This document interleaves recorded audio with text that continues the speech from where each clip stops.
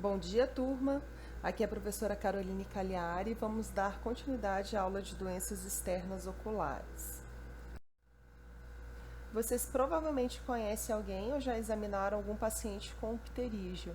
Ele é particularmente comum aqui no nosso estado, principalmente porque fatores externos como sol, vento, poeira, eles influenciam diretamente no desenvolvimento desse tecido, tá?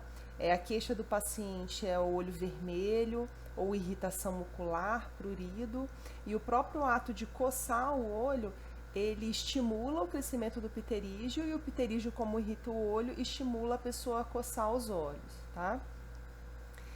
Quando ele cresce, recobre a córnea, ele tem um fator estético negativo, tá? E ele pode influenciar negativamente na acuidade visual do paciente. Nesses casos, a gente recomenda o paciente a fazer o tratamento que é sempre cirúrgico, apesar de ser uma doença benigna, tá? Quando recobre o eixo visual do paciente, ele causa bastante baixa na acuidade visual e é indicado o tratamento cirúrgico, que consiste em remover essa membrana em cima da córnea. Tá? Agora vamos falar sobre doenças das pálpebras. Tá? Como vocês podem ver, são vários músculos que estão envolvidos na abertura e no fechamento das pálpebras, no posicionamento normal das pálpebras. E tanto alterações nos músculos, nos nervos que inervam esses músculos, no tendão desses músculos, na inserção do tendão na pálpebra, qualquer alteração nessas estruturas pode levar a uma deformidade, a um mau posicionamento das pálpebras. A blefaroptose ou ptose palpebral é a diminuição da distância entre o reflexo pupilar e a margem palpebral.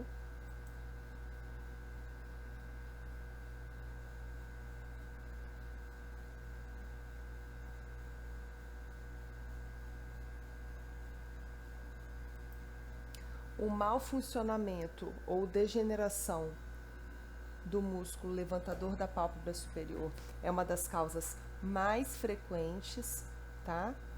Seria interessante agora vocês fazerem uma revisão de miastenia graves, que é uma das causas de ptose miogênica, tá?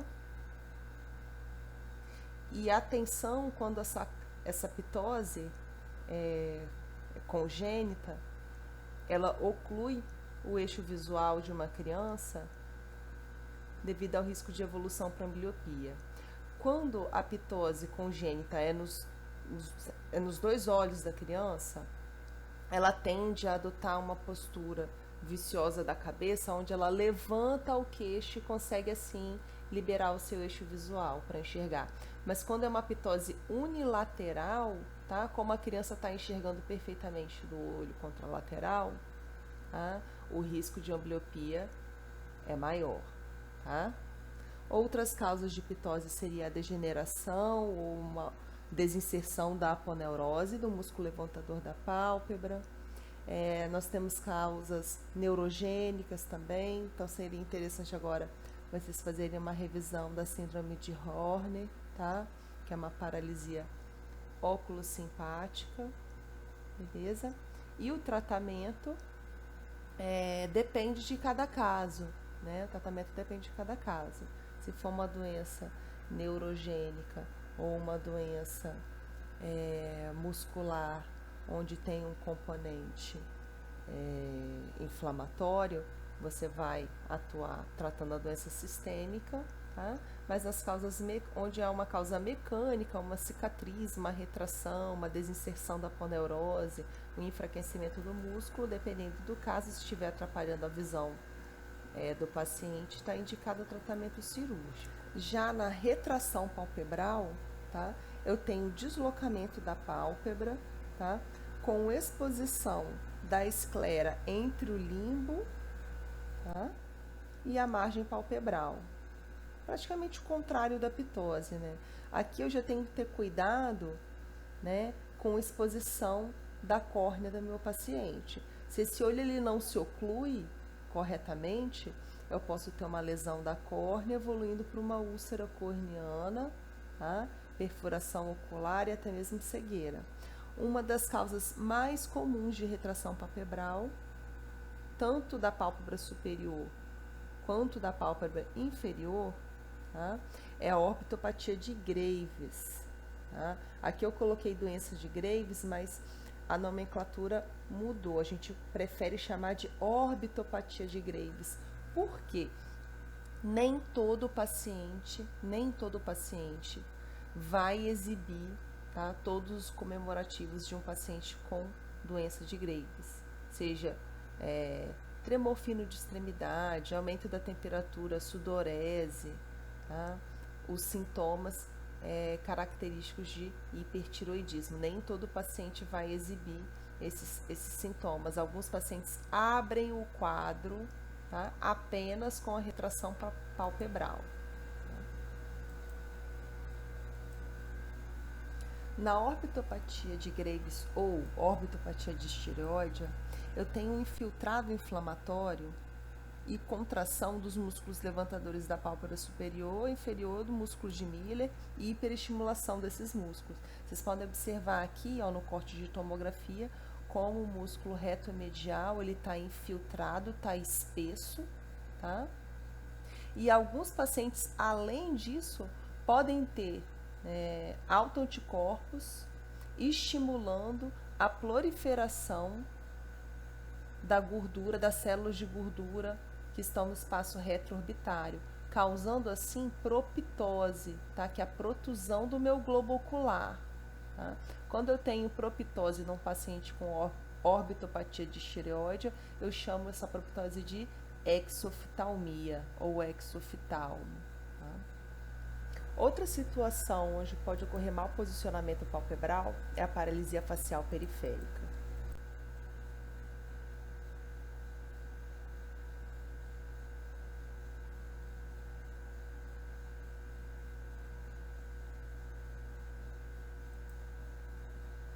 Tá? Uma das causas mais comuns é a paralisia idiopática ou paralisia de Bell, onde a gente não consegue achar um agente causador, tá? Mas atenção para outras possíveis causas, sejam infecciosas, tá? Pacientes com otite pode desenvolver paralisia facial periférica, com hanseníase, infecção por herpes vírus, herpes zoster, tá? Causas metabólicas, um quadro descompensado de diabetes, gestantes podem apresentar, é comum, a gestante é até um fator de mau prognóstico, tá? Para recuperação da paralisia. Nós temos causas neoplásicas, tá? Atenção para o neuronômado acústico, causas traumáticas, onde a lesão do meu nervo facial, beleza? Tá? O quadro clínico, ele é clássico, tá? É um quadro agudo, onde geralmente eu tenho apagamento das rugas da região frontal, ó, e do meu sulco nasogeniano, tá? Eu tenho retração da minha pálpebra superior, tá?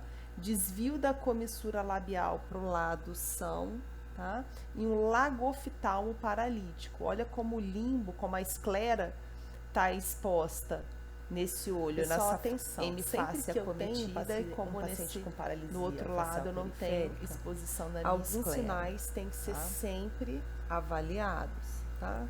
Paciente com paralisia facial, paciente com má oclusão do olho, com qualquer lesão onde impossibilite o fechamento, a oclusão adequada dos olhos do meu paciente. Esses sinais sempre têm que ser avaliados. Quais são?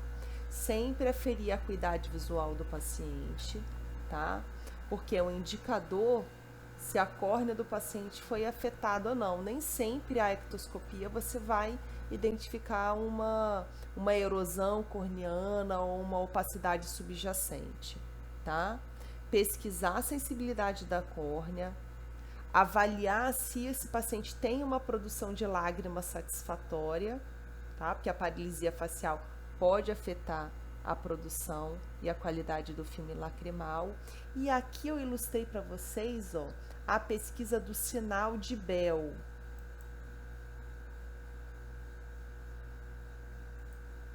ou fenômeno de Bell, que é quando, durante a oclusão forçada das pálpebras, eu tenho a retração, ó, do meu globo ocular. Ele retrai, escondendo assim a minha córnea, ó, a retração. Quando eu faço a oclusão forçada, o normal é que o meu globo ocular retraia e esconda a minha córnea, tá? Se o paciente, quando eu pesquisar, né, se o paciente tem o sinal de Bell, apresenta o fenômeno de Bell, durante a oclusão forçada, se isso daqui não ocorrer, tá? Se não houver retração do globo ocular e eu tiver exposição corneana, vocês têm que orientar esse paciente, tá? Além de prescrever lubrificantes artificiais, sejam colírios, sejam pomadas, tem que orientar esse paciente que, enquanto permanecer a sequela da paralisia, tá? Esse paciente tem que fazer a oclusão forçada dos olhos quando estiver dormindo. Tá? Se o paciente não possuir o fenômeno de não possuir a retração do globo ocular quando a oclusão forçada, a orientação é ocluir esse olho com fita adesiva. Tá? Geralmente é uma doença autolimitada que a partir do terceiro mês, sexto mês, alguns dos sintomas eles já vão estar ausentes, o paciente vai conseguir ocluir o olho, mas infelizmente em alguns casos tem uma evolução com um prognóstico pior, tá? Alguns pacientes ficam com sequelas, ficam com cincinesias, que são movimentos incomuns dos músculos do rosto, tá? Alguns pacientes eles podem ter erosões, cicatrizes corneanas devido à exposição, tá? Lesão corneana por exposição. Então, nesses casos, tem que avaliar um tratamento auxiliar, tá? Seja com toxina botulínica, nas paralisias que são temporárias ou parciais, ou tratamento cirúrgico, quando a retração for significativa e estiver causando lesão na córnea do paciente, tá? Atentar quando for fazer o diagnóstico diferencial, nem sempre a gente consegue achar a causa. E não é porque a gente não achou a causa que a gente vai classificar como paralisia de Bell também, tá? É muito comum haver dúvida, tá? Se há uma paralisia idiopática ou se é um AVC.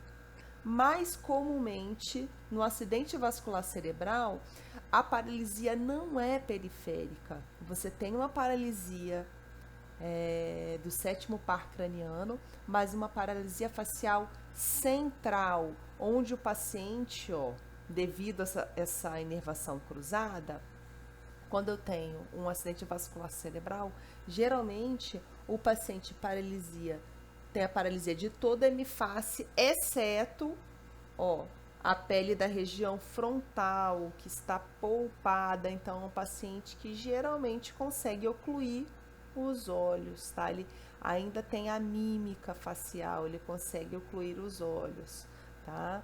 Vai estar muito mais presente o desvio de rima contralateral do que o lagofital. Continuando a falar sobre a importância das pálpebras, tá? A produção lacrimal se divide em produção basal e reflexa.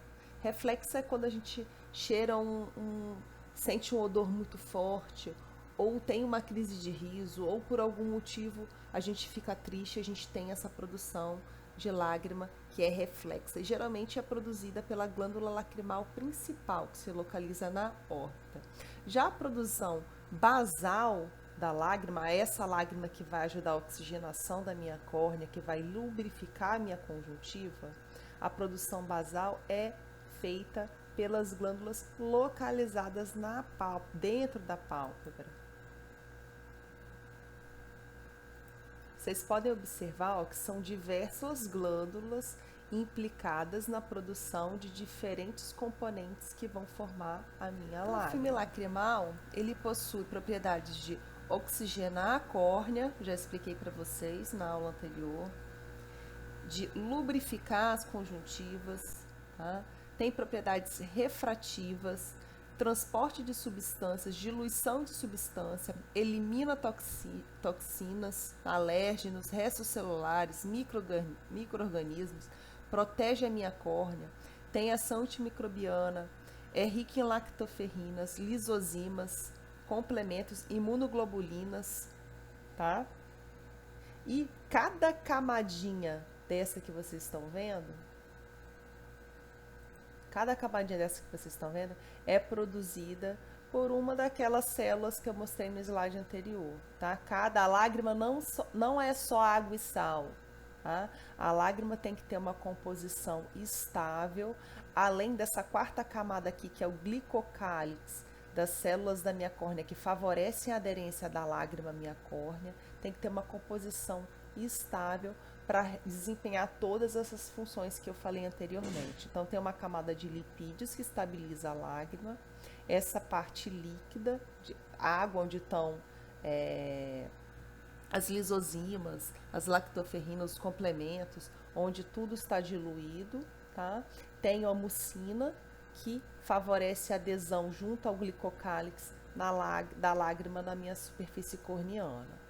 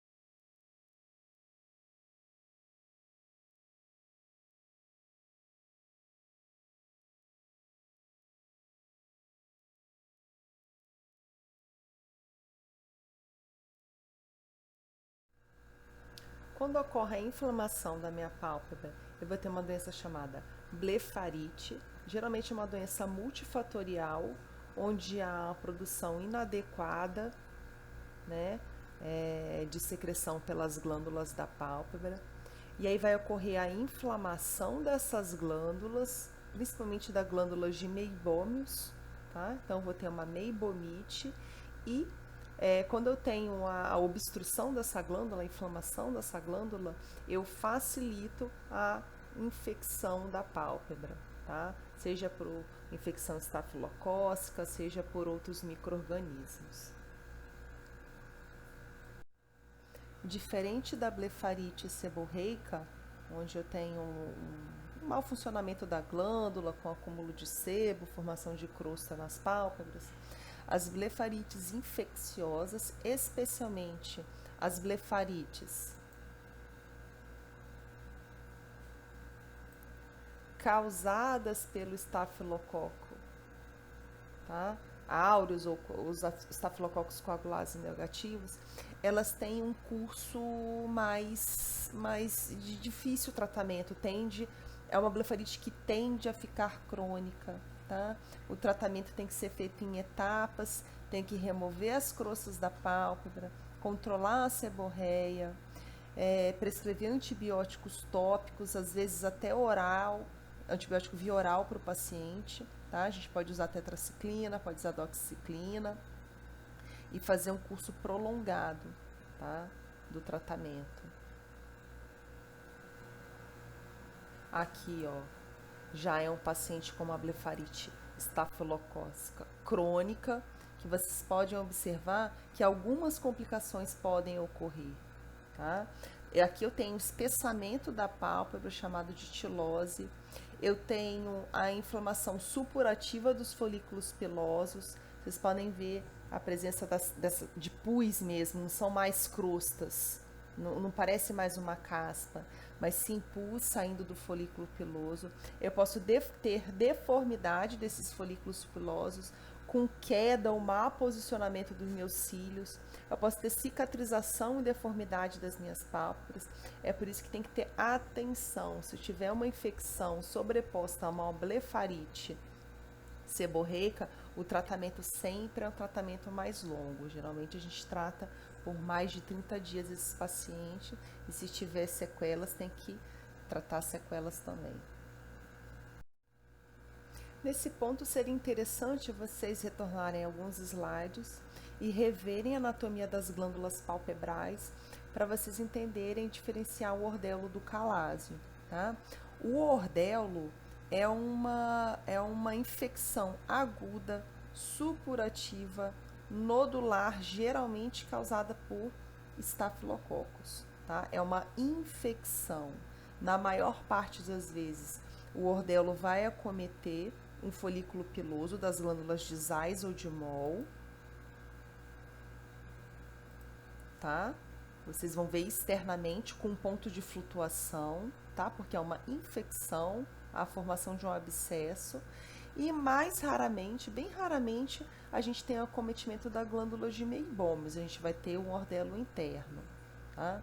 Já o calásio, aqui desse lado está o calásio. Já o calásio é um processo frio. Eu não tenho infecção, não tenho agente infeccioso na minha glândula. Na maior parte das vezes é a glândula de Meibomius que é acometida, tá? Eu não tenho pus, não tenho sinais flogísticos, eu tenho só uma obstrução da glândula de Meibomius, tá? Então aqui dentro tenho sebo, tenho muco, não tem coleção purulenta, não tem ponto de flutuação, diferente do ordelo, que você vê um ponto de flutuação, tá? É um processo doloroso, quente, eu tenho flogose, tá? E eu tenho um agente infeccioso envolvido.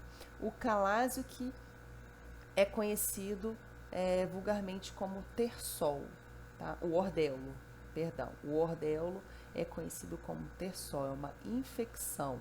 O calásio é um processo frio.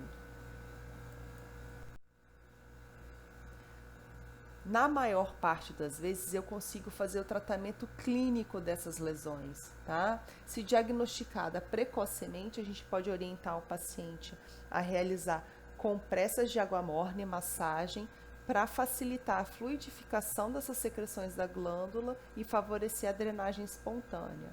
Em alguns casos, quando cronifica, a gente não consegue mais fazer essa fluidificação das lesões.